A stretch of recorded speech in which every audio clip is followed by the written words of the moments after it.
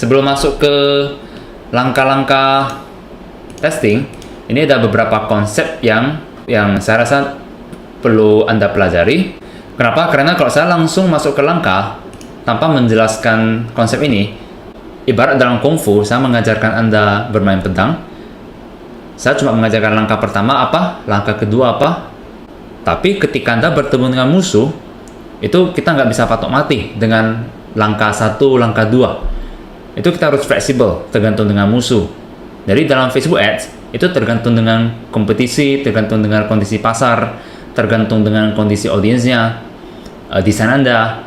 Itu Anda kalau punya konsep dasar ini, Anda bisa fleksibel memainkan jurus Anda.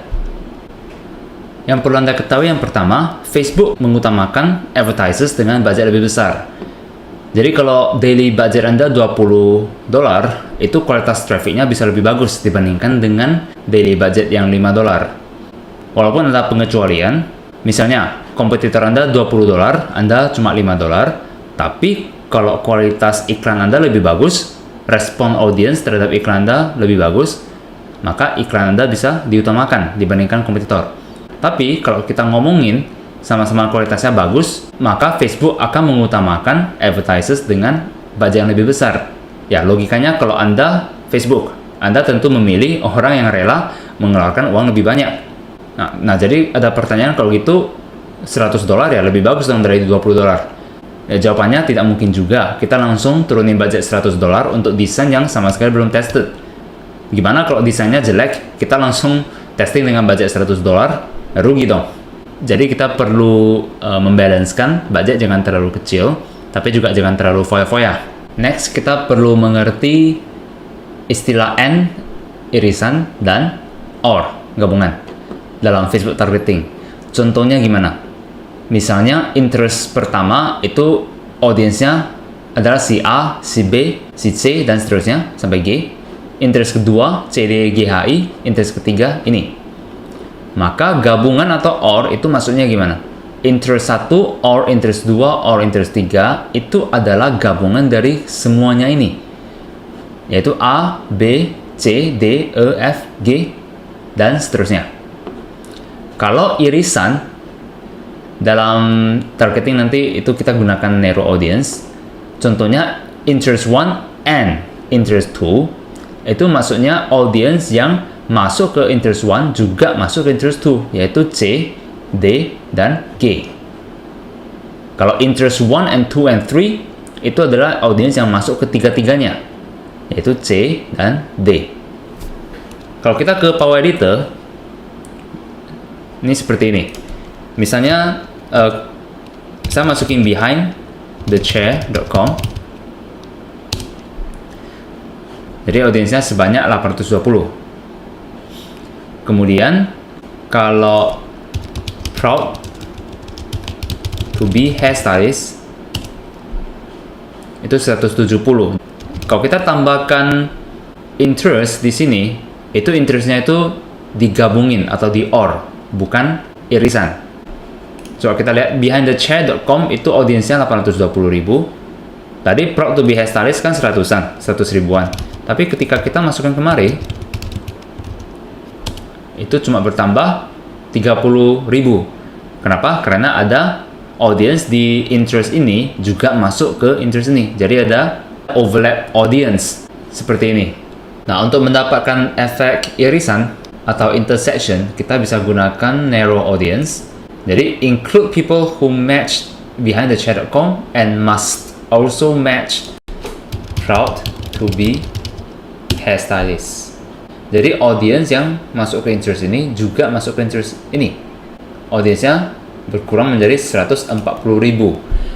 Walaupun kecil, audiens ini sangat targeted. Bayangin, ada seseorang yang like atau included dalam interest ini, juga included dalam interest ini. Ini menunjukkan kalau si orang itu memiliki peran atau ketertarikan dalam list tersebut. Kemudian Facebook berusaha menghindari menunjukkan audiens terlalu banyak ads dari advertiser yang sama dalam waktu yang singkat. Jadi inilah pernyataan Facebook dalam suatu artikel yang menjelaskan ini. Di sini artinya hindari menggunakan satu ad set, satu interest. Karena bayangin kalau kita jalanin satu ad set targeting interest ini, kemudian ad set yang kedua targeting ini, maka itu banyak sekali audiens yang berulang kali melihat iklan Anda. Ini namanya terjadi overlap. Nah, untuk menghindari ini, maka kita gabungkan beberapa interest ke dalam satu ad set. Atau jika perlu, kita gunakan exclude audience. Contoh exclude seperti ini. Kalau interest 1 audiensnya ini, interest 2 audiensnya ini, maka interest 2 exclude interest 1, artinya dari interest 2 siapa yang juga masuk ke interest 1 itu tidak diikutkan. Jadi C, D, G ada di sini, maka sisanya cuma H dan I. Kalau di Power Editor caranya seperti ini. Ini interest yang pertama, kemudian ada exclude, mengeluarkan orang yang masuk ke route to be a hairstylist. Oke, maka audiensnya berkurang. Tadi 800-an dikurangi ini menjadi 600-an. Ini bisa membantu mengurangi overlapping audience. Berikutnya, Facebook perlu waktu 48 sampai 72 jam, dalam arti 2-3 hari untuk mengoptimasi iklan Anda. Jadi jangan terlalu cepat mengambil kesimpulan dari iklan yang hanya berjalan 1 hari. Karena Facebook juga butuh waktu. Dia perlu mempelajari kira-kira karakteristik audiens yang tertarik dengan iklan Anda itu seperti apa. Begitu dia udah punya data itu, nah performasi Facebook Ads Anda akan semakin bagus. Yang kelima, banyak faktor yang mempengaruhi performasi iklan kita. Jadi yang pertama itu produk, kemudian budget harian Anda, targeting Anda itu tepat atau enggak. Kalau targeting aja udah salah, kita testing sesusah apapun juga pasti tidak membuahkan hasil.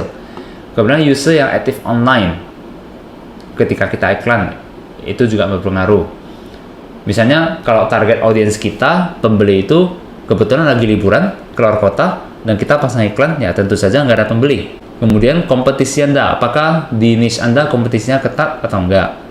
Kualitas page Anda, katanya kalau page Anda itu aktif, banyak engagement dengan audiens Anda, kemudian respons Anda cepat, itu biasanya berpengaruh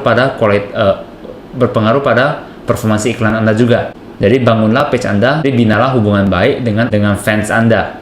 Respon orang terhadap iklan kita juga berpengaruh.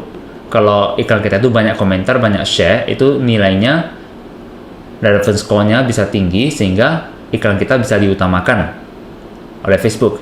Nah, kalau banyak yang memberikan negative feedback dalam arti banyak yang hide atau menyembunyikan iklan kita, maka Facebook mendapatkan signal bahwa iklan ini tidak disukai orang. Maka performasi iklan kita juga akan menurun. Berikutnya, idealnya makin banyak budget untuk testing, makin cepat dan makin akurat Anda mendapatkan data. Jadi saya sarankan kalau bisa itu kita fokusnya di satu niche. Waktu mulai mungkin Anda bisa milih 3 atau 4 niche untuk mengenal dulu kira-kira Anda minatnya itu di mana. Tapi begitu sudah yakin, nah fokuslah di satu niche itu. Pilih niche yang besar, jadi peluang scalingnya juga lebih besar. Kalau saya mainnya itu di satu niche yang besar, kira-kira 80%, kemudian 20% itu main-main di niche yang lain atau yang trending. Nah, dengan fokus di satu niche, itu Anda bisa tahu karakteristik audiensnya seperti apa. Mereka senangnya warna apa, kemudian umur yang berapa, suka desain yang apa, bahasa yang mereka gunakan itu seperti apa, kemudian bagaimana cara mereka berinteraksi di post, itu Anda bisa kenal. Anda juga bisa mengumpulkan pixel yang terfokus di satu niche. Nah, email list yang Anda kumpulkan itu juga makin lama makin banyak, sehingga next time kalau Anda keluarin desain baru, itu bisa lempar ke via message dulu. Berikutnya, saya membagi audience itu menjadi 3, yaitu clickers, engagers, dan converters. Masing-masing ketiga audience ini dijalankan dengan ditarget dengan CTW, PPE, dan WC. Oke, jadi bukan berarti clickers itu totally clickers, mereka juga bisa engage.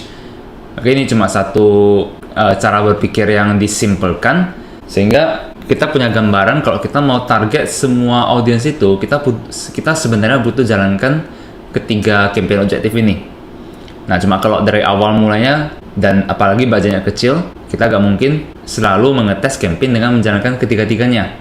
Nah, tapi dengan mengetahui konsep ini, ketika Anda menemukan winning campaign, pastikan Anda sentuh ketiga audiens ini.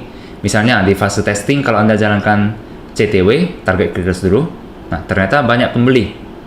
Nah, Anda ROI-nya positif, maka ingat ketika Anda scale, Anda tes juga Anda jalankan juga iklan PPI dan iklan WC.